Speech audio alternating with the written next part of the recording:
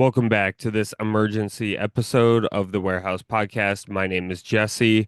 I am recording this episode because news broke earlier today from the Orioles organization that Brandon Hyde has been fired as Baltimore Orioles manager. He is now out to be replaced, at least in the short term or in the immediate term, by third base coach Tony Mansolino. Brandon Hyde has been the Orioles manager across seven different major league seasons for the Orioles. So this really does sort of mark in some sense the end of an era for Orioles baseball.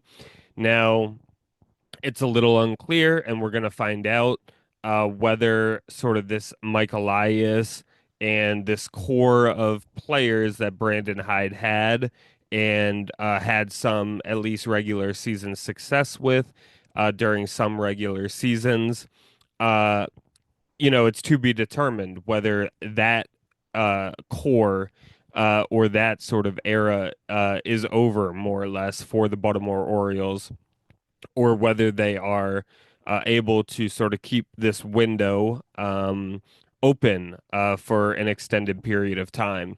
But what is certainly clear at this point is that Brandon Hyde will not be a part of any future uh, Oriole possible contentions going forward. So this is really, really significant news. Um, it I think there was a lot of speculation. Me and Eli have sort of been going back and forth for a couple weeks now about whether releasing a speculation episode on whether Brandon Hyde would get were about a speculation episode about whether Brandon Hyde would get fired or not. Ultimately, we didn't end up deciding to do that, although we have referenced collectively the topic a few times on this show. Tyler, in particular, I know has brought up the discussion a bit. But yeah, so this is now that it has actually happened, and we have something that we can sort of take away from it.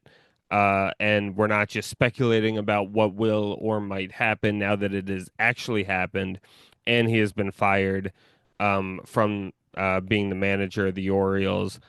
We are going to, yeah, now that's the reason that we are recording, or the reason I am recording here tonight. So, um, I guess the first sort of big thing is this is a big deal. Of course, this is a large reaction, uh, or maybe an appropriate reaction, but a big decision in reaction to the Major League regular season for this Orioles team to start. The Orioles, as we all know, are one of the worst teams in Major League Baseball. They had, even with their new manager today, another really bad performance, which I will talk about in a few minutes here. Um, but yeah, the Orioles have got off to an atrocious start to this season.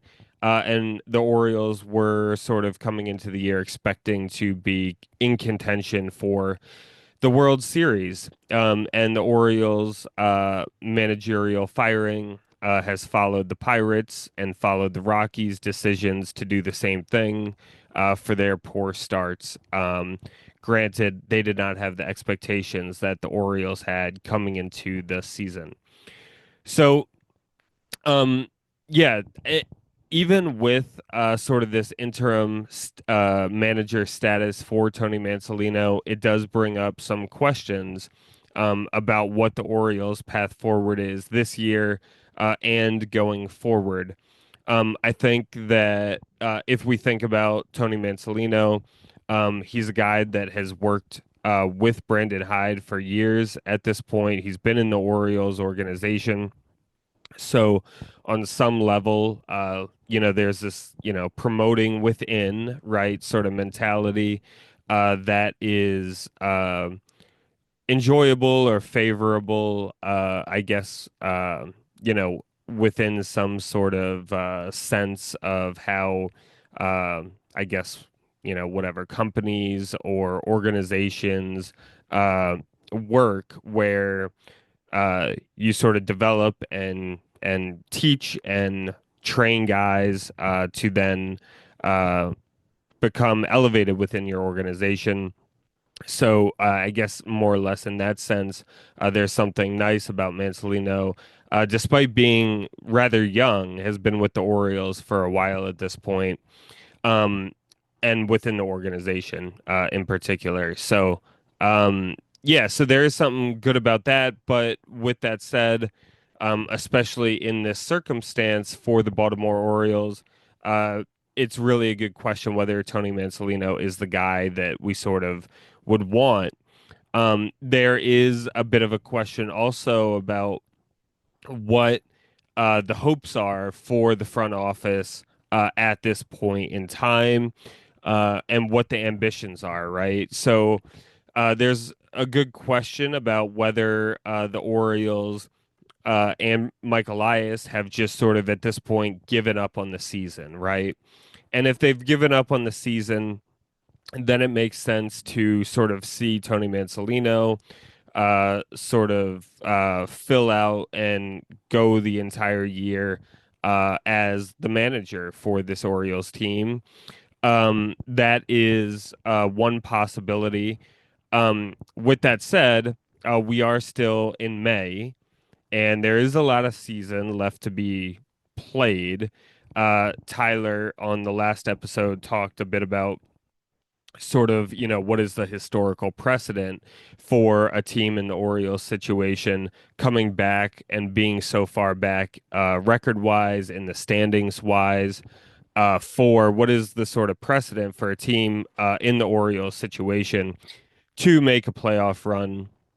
And the track record obviously is limited. There are not many teams that have done this, but it has happened, most notably and most recently with the Mets last year, who, didn't have necessarily our exact record at this exact date, but were a bad team, a very bad team to start the season, and then found a way to sort of turn it around and make a deep playoff run.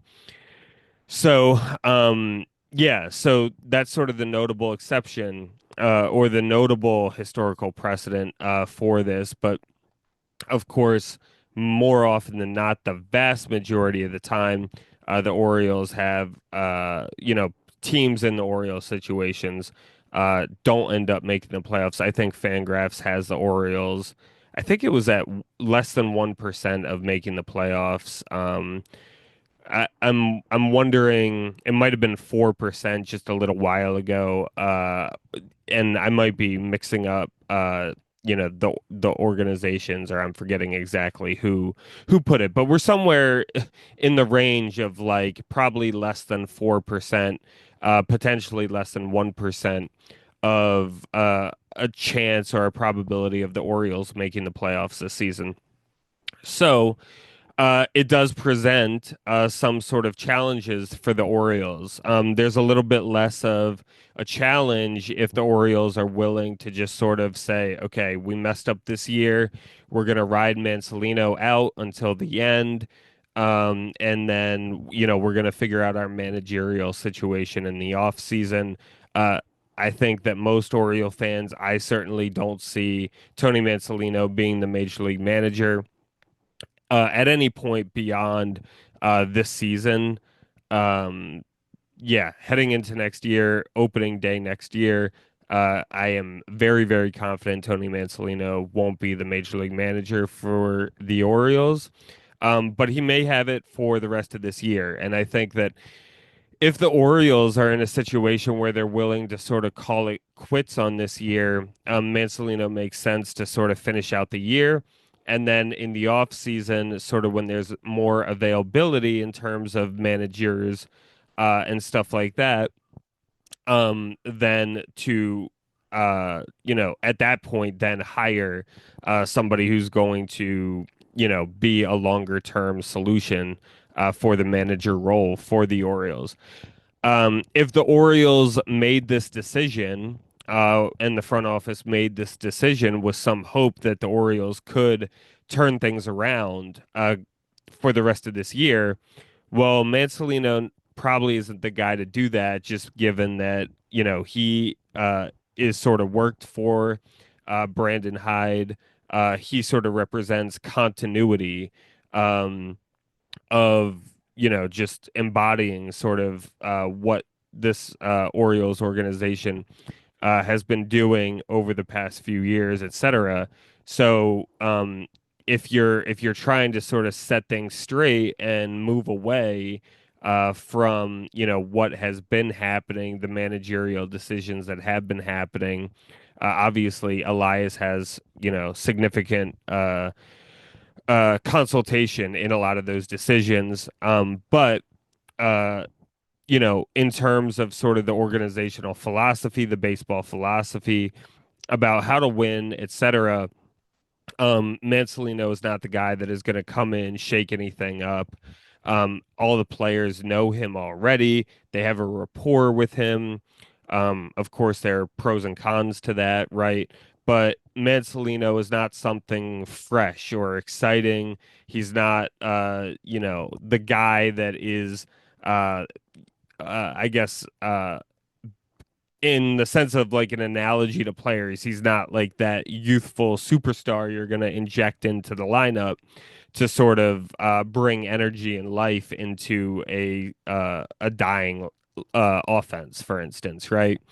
So if you're trying to inject a new life into this dismal Orioles team right now in hopes to make the playoffs, then you're probably going to need to find a solution that is not Tony Mancelino to the managerial position for the Orioles. Now, the downside of that, of course, is you might, because the options are more limited mid-season, you might not get your first choice as to who you want as manager. And then if you do go outside the organization, hire someone new, they're certainly going to have the job for more than just this year. So that's sort of the pros and the cons a little bit of whether the Orioles should keep Mancelino as interim manager for the duration of this year, or whether they need to seek elsewhere and try to find a manager outside the organization to bring in. I think that if the Orioles were going to find an internal replacement for Brandon Hyde for the duration of the year and moving forward, which I don't think is likely to happen. But if the Orioles were to do that, my guess is they would have gone directly to them rather than Mancelino as an interim first. So, yeah, we are going to see what happens with the managing situation, but I do expect that, um, Mancelino is not the guy long term.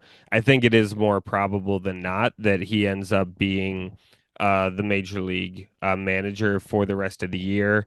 I think that there was a window a few weeks ago where the Orioles could have fired Brandon Hyde, and we wouldn't have been as buried as we are in the standings.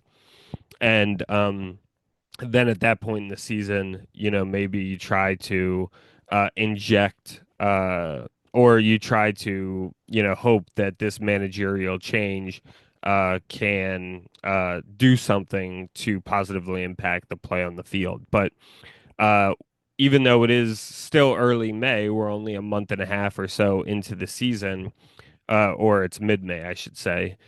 Even though we are, pretty relatively young in the season, the Orioles have been so atrocious that it's going to be really, really hard for the Orioles to turn this around, especially, when you consider which, I think that the firing is not simply a reflection of what has happened this year for the Orioles. It also is a reflection of what happened last year at the end of last year, how the offense just completely fell apart and crashed and cratered. And so this year sort of represents, especially if you're looking at just the offense part of it, definitely a continuation. Perhaps an exacerbation, but definitely to some extent, a negative continuation of what the Orioles offense produced last year in the second half of the season. So, yeah, so when we're thinking about this move in context, if the Orioles, I think the managerial discussion for Brandon Hyde being fired would be very, very different if perhaps the Orioles had sort of continued playing in the second half last year like they did in the first half. They maybe won the first wild card round or the first round of the playoffs for them, which was the wild card round. And we would probably be having a different conversation about this season.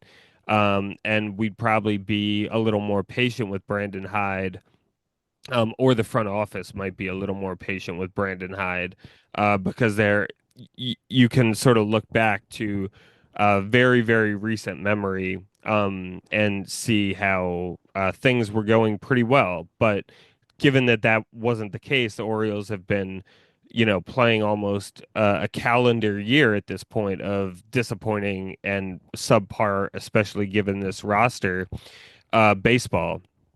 And especially, subpar if you look at the offensive part of the game for the Orioles. So, yeah, so I think that all of those sort of factors played into it.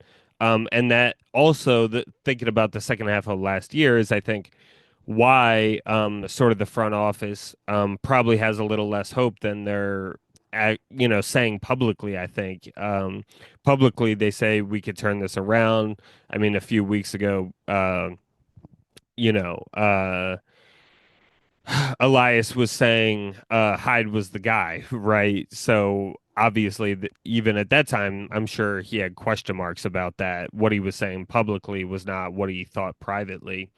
So even though they are saying publicly they believe they can turn this team around, I think that all evidence points to that they're not going to be able to do that.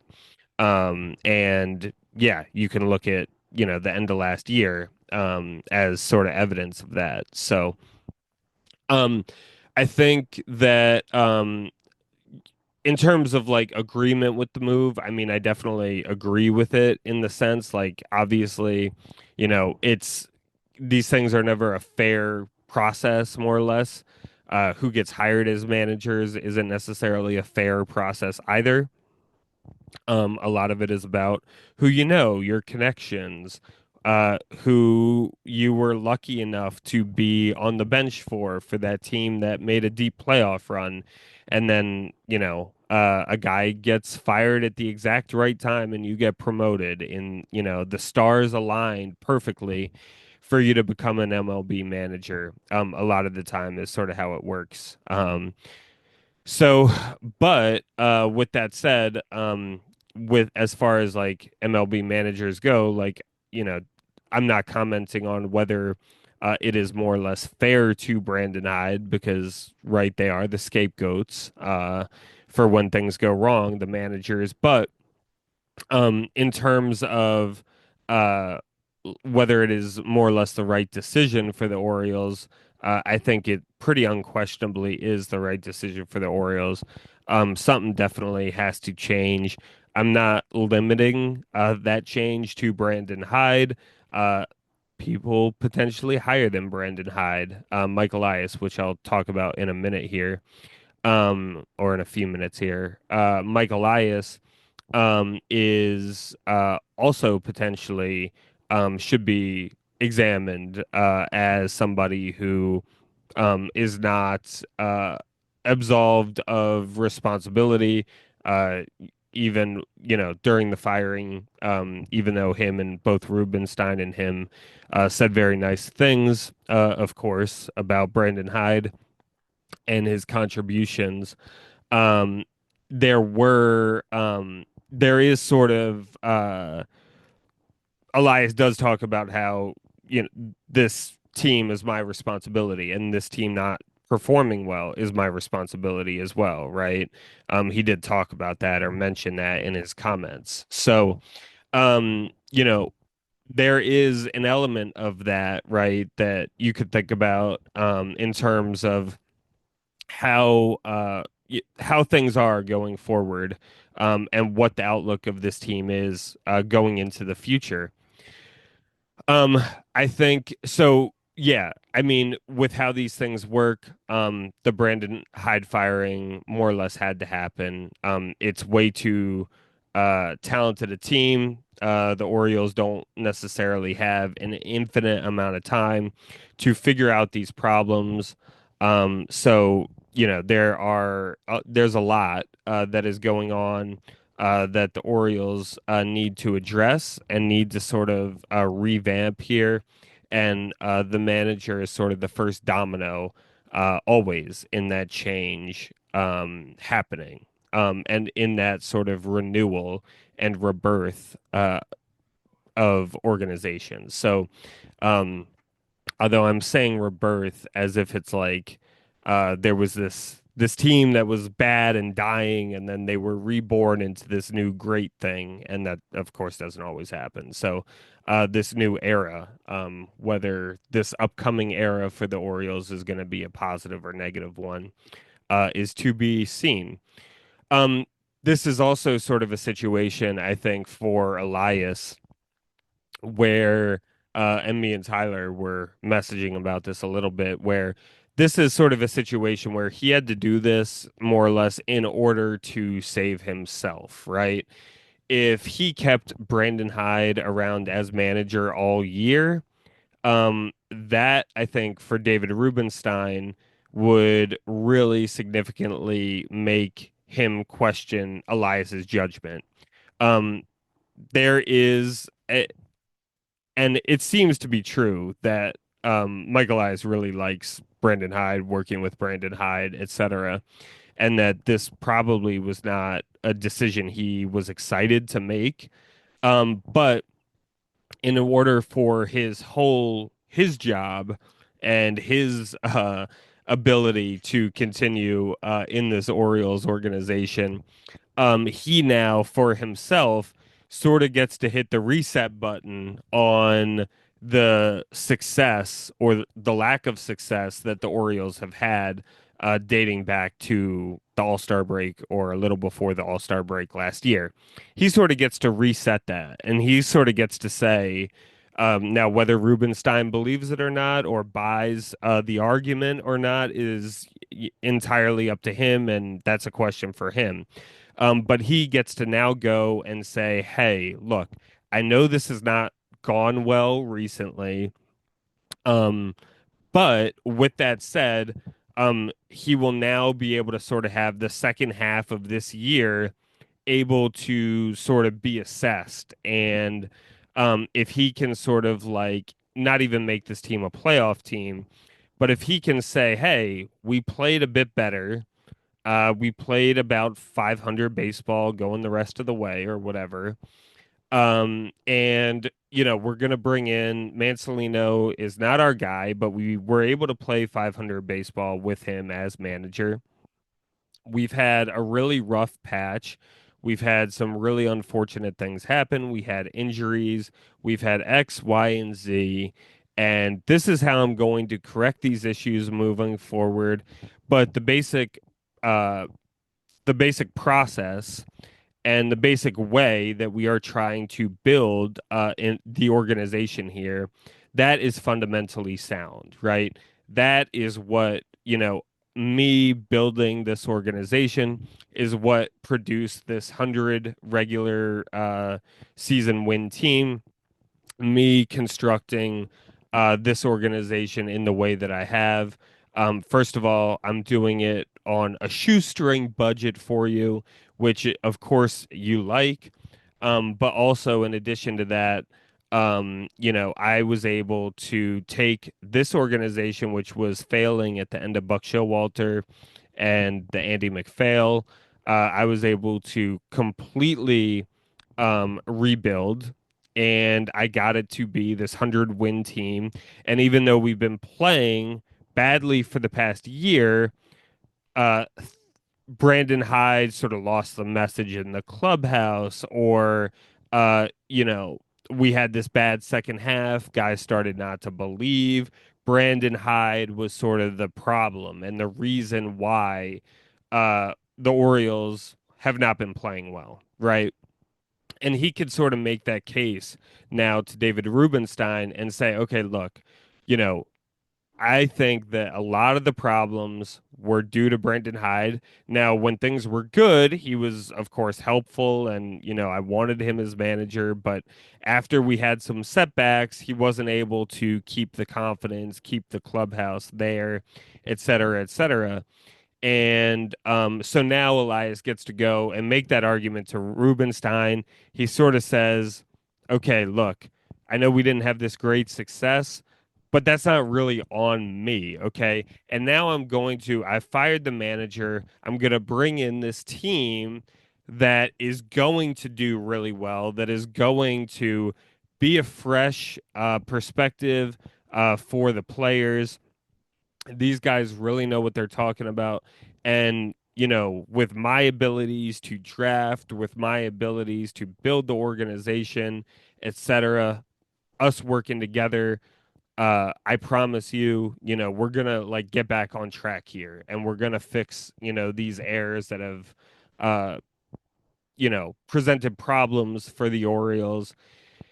And maybe that argument, maybe it doesn't buy him 5 years, but it buys him another year or another 2 years. And then at that point, he could sort of say, well, look, we had a big setback, but we're steadily taking steps. We're making progress, right? Um, or if the Orioles sort of resume success, he can go and say, yeah, you see, Brandon Hyde was the problem. We got him out of there, and everything is fine. The ship is going in the right direction, etc. Right? So, in order for him to be able to make those arguments, though, he has to be able to point out that something was wrong, something other than him was wrong. So now he has taken full advantage of his opportunity to say, I've identified what was wrong. Brandon Hyde was what was in general wrong and in general explanatory for what happened these past few months.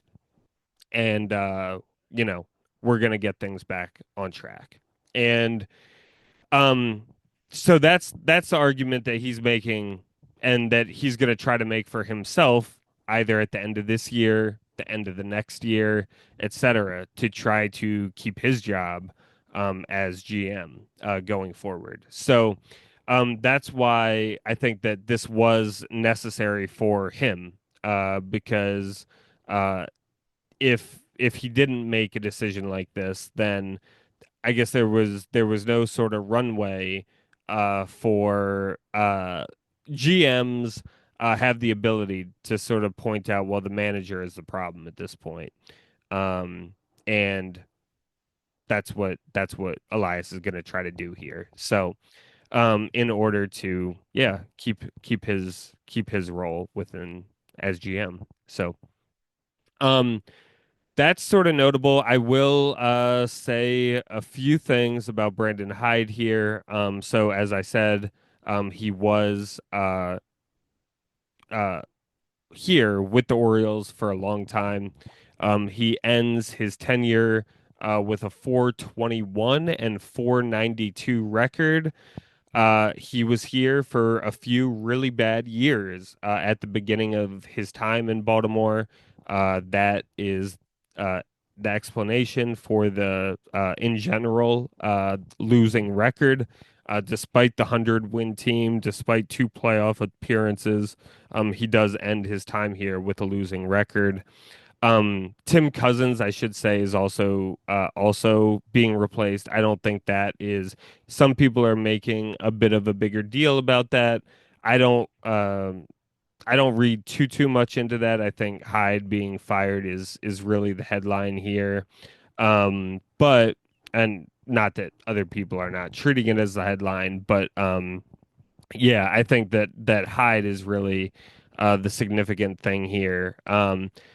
The question is a little bit about just uh what does this mean a bit for the organization? Are we gonna sort of enter a half rebuild here? Potentially keep guys like Henderson, Holiday, and Cowser and Bradfield potentially when he gets to the majors, Basayo when he gets to the majors. Are we gonna do sort of a half rebuild here where, we keep those core players more or less? But where we move on from some of the other sort of older pieces, right? Mullins probably, I think it's more or less fair to say, probably does not have a future here, unfortunately, here in the Orioles organization. Much of a long-term future, at least, whether that's at the deadline or at the end of this year, we don't know, but probably he won't be around. Um, so, of course, some of the veteran pitchers, a lot of the pitching is going to be sort of more or less overhauled at some point. Some of those guys might stay. Um, Bradish, potentially, maybe Grayson Rodriguez, although that's not definite. But those are the guys that are likelier to stay. But as far as yeah, you know, of course the older pitchers are not going to be around for the Orioles' future. The Charlie Mortons, the Kyle Gibsons. So all those things are going to change. But are the Orioles, even Adley Rutschman, I think you can look at as someone, okay, what are the Orioles going to do with him, especially with Basayo coming and Rutschman's offensive struggles. What are the Orioles going to do with him? I mean, there is a decent amount of time left on his contract, but are they really going to be trying to factor him in to when the Orioles contend again?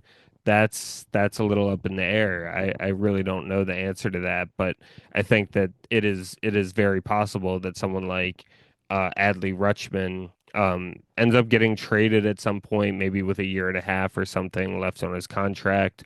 Um, so, how much do the Orioles try to, um, you know, they're going to have to rebuild some of this team because some of this team is so bad.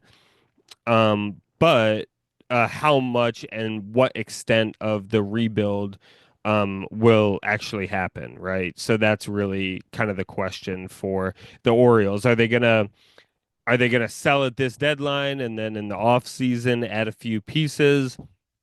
And then try to compete next year? Like those are sort of the questions that I'm sort of thinking about. With this firing, what is the future direction of this Orioles team? What does the front office have in mind? Are they saying, okay, yeah, this season isn't good. We're gonna take an L in general next season too. But we have a 1.5 year window on when we expect to return to good baseball. Those are kind of the question marks I think that this brings up. Tyler talked on the last episode about sort of the fundamental problems with how this team has been built since uh, you know I guess since Elias has been here, but that has sort of been exposed a bit more recently with the poor performances. So, in the last year or so. So, yeah, Brandon Hyde. It is worth noting he was when we had the 101 win season. He was AL Manager of the Year in 2013. I'm sorry, 2023, not 2013. So you know, I mean, it was that was that was not very long ago, and now he's being fired. So that's sort of how things go in the life of an MLB manager. So yeah, what's next for the Orioles? Well, with the first game under Tony Mansolino, the Orioles played another really bad baseball game, lost 10-6. Um, it is also worth noting, I think, that the Orioles lost an absolutely pathetic game Friday night against the Nationals, where the Orioles had 15 hits or something like that, limited the Nationals to 4 hits or something, and lost 4-3, which was like absolutely astounding. There were seemingly some really, really bad managerial decisions that were just sort of inexplicable. James Wood hit a home run. He hit a game tying single off Povich, and then he hit another, I think, game tying home run. Yeah, that's how it went. Yeah, game tying single, and then he had a game tying home run after the Orioles had retaken the lead. He's clearly by far the best hitter in the Nationals lineup. It's so wild that the Orioles were trying to pitch to him. So it's just sort of inexplicable. And then just, I mean, the Soto air, even though that didn't end up losing the game for the Orioles because Brian Baker was able to squirm out of trouble. Um, but just how the Orioles lost that game was sort of I think the Brandon Hyde firing was going to happen. It's not like if they won that game and won today and took 2 out of 3 from the Nationals, Brandon Hyde's long-term outlook with this organization was going to change in any way. But I do think because of how pathetic the Orioles were in losing that game, leaving a ton of runners on base, um, that was just sort of uh, okay, yep. That was horrendous. And because of that, we're going to do it today, not at the end of the weekend or something like that. So it is kind of unfortunate a little bit. I mean, this doesn't really matter a lot, but just sort of symbolically that he wasn't able to finish the homestand as Orioles manager. Um, Fire him after the last game when they hit the road. Maybe a little bit less shock and stuff for fans, and we have some time on the road, I guess, to process it or whatever before we see the Orioles live and in person again, and we're not just watching them on TV. But not how it went. It was more or less a tragic, tragic game. So it was despicable, honestly. It was really like really atrocious to watch. So, in any case, that was sort of what led to the firing, and then the Orioles today ended up losing 10-6. It was actually, I mean, the score makes it sound a lot better than it was. I mean, the Orioles were down 7-0 for a while, then down 10-2, and we sort of scored a bit in the ninth inning off a pitcher that was not pitching well at all. The Nationals have among the worst bullpens in baseball, uh, and it just I mean Jackson Holiday hit a home run, a 3-run shot to make it closer. Mateo had an RBI single before that, so the Orioles were able to sort of score some runs in what's equivalent of garbage time. But overall, you know, it was a bad performance in Tony Mansolino's first game. So I don't expect this team to have any fundamental change because we now have a new manager. It's the same guys, same players out there that are performing, and yeah, it's going to be a rough stretch for the O's for a while. So Oriole fans, brace yourself. There's going to be sort of some inner turmoil for a while for this organization, for this team, for the fans, because this is not how everything was supposed to go, not by any stretch. And here we are. This is how it's going. And we're going to have to just try to do the best we can with it, I guess. So that's sort of what it is at this point. So, in any case, thank you all so much for listening. Please follow the show, give us a 5-star rating 5-star rating and review. Subscribe to the channel on YouTube. Feel free to comment with any thoughts. If you want to get in touch with the show, please email us, thewarehousepod@gmail.com. And you can follow us on Instagram and on Blue Sky. I actually am guessing that I have no idea how Blue Sky works, but I'm just learning about this as of like less than, a few days ago or so. Or as of a few days ago or so. But potentially on Blue Sky, our username, I guess, is the Warehouse Pod. But that's what it is on Instagram, so you can follow us there. When I do the outro for us next time, I will promise to know what our Blue Sky username is. Eli is the one that tweets over there, so that's why I am, or tweets or messages or whatever blue skies over there. So, yeah, so that is why I am ignorant about yeah, our handle or username over there. So, anyway, hang in there, O's fans. It's going to be a while, and it's going to be a struggle for a while. But that is part of why we are Oriole fans because we expect and we brace for this. So now we just have to do it again, and I am going to brace for reliving my childhood for the next few years. Even if it doesn't come to that, I'm going to brace for it, which is when, the Orioles had the 14 seasons, etc., if that was not clear. But in any case, yeah, thank you all so much for listening. Follow us on all the things, rate, review us on all the things, subscribe to us on YouTube, etc. Appreciate you all for listening. Talk to you all next time. My name is Jesse. This has been the Warehouse Podcast, and go O's.